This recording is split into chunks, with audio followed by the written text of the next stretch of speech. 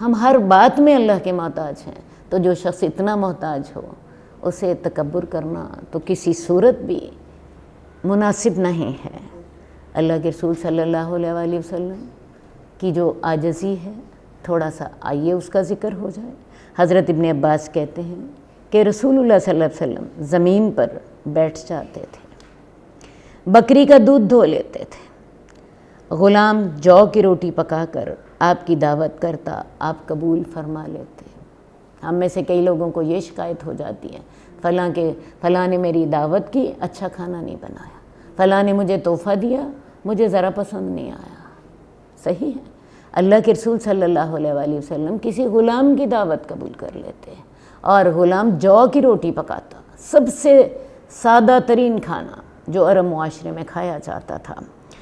لیکن یہی رسول اللہ صلی اللہ علیہ وآلہ وسلم صحابہ کے دل پر حکمرانی کرتے تھے۔ آپ کے بلند کردار کی وجہ سے آپ کے اشاروں پر جانیں قربان کرنے کے لیے تیار رہتے تھے۔ اکثر حضرات گھریلو کام کاج کو اپنی توہین سمجھتے ہیں، یہ بھی تکبر کا ایک انداز ہے۔ ان کا کہنا یہ ہوتا ہے یہ سارے کام تو عورتوں کے ہیں۔ اللہ کے رسول صلی اللہ علیہ وآلہ وسلم گدھے پر سوار ہو جاتے، اپنا جوتا سی لیتے، قمیص کو پیوند لگا لیتے، حالانکہ گھر میں ازواج بھی موجود تھیں، خادم بھی موجود تھے، آپ اپنا ذاتی کام خود کرتے۔ ان لوگوں کو غور کرنا چاہیے جو سارا بوجھ بیوی اور ملازموں پہ ڈال دیتے ہیں۔ رسول اللہ صلی اللہ علیہ وآلہ وسلم کے پاس ہر طرح کے لوگ آتے ہیں، آپ سب کی باتیں سنتے، سب کی جو مشکلات جو تھے ان میں ان کی مدد کرنے کی کوشش کرتے، عاجزی اختیار کریں، نرم رویہ اختیار کریں، اور یہ نرم رویہ سب کے ساتھ ہونا چاہیے، اپنے برابر والوں کے ساتھ بھی، اپنے ماتحتوں کے ساتھ بھی، اپنے گھر والوں کے ساتھ بھی۔ اسی کے ساتھ ہی انشاءاللہ تعالی معاشرے میں حسن پیدا ہوگا۔ اللہ تعالی ہمیں ان باتوں کو سمجھنے کی توفیق دے اور پھر عمل کرنے کی توفیق عطا فرمائے۔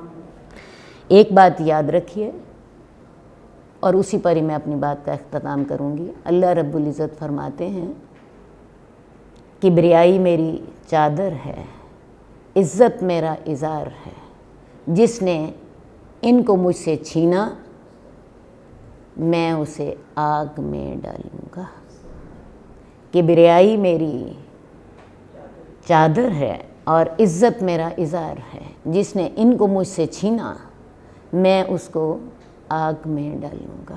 کیا تکبر کرنے والوں کا ٹھکانہ جہنم ہی نہیں ہے؟ تو تکبر سے اللہ ہمیں بچنے کی توفیق عطا فرمائے۔ وآخر دعوانا ان الحمد للہ رب العالمین۔ جئنا إلى الدنيا كي ندعو إلى الله، لننشر الخير في الكون الذي حارى، ونرسل العطر من روض الهدى الزاهي، ويشرق السلم أنوارا وأنوارا. جئنا إلى الدنيا كي ندعو إلى الله، لننشر الخير في الكون الذي حارى، ونرسل العطر من روض الهدى الزاهي، ويشرق السلم أنوارا وأنوارا. الله الله الله أكبر، الله الله الله أكبر.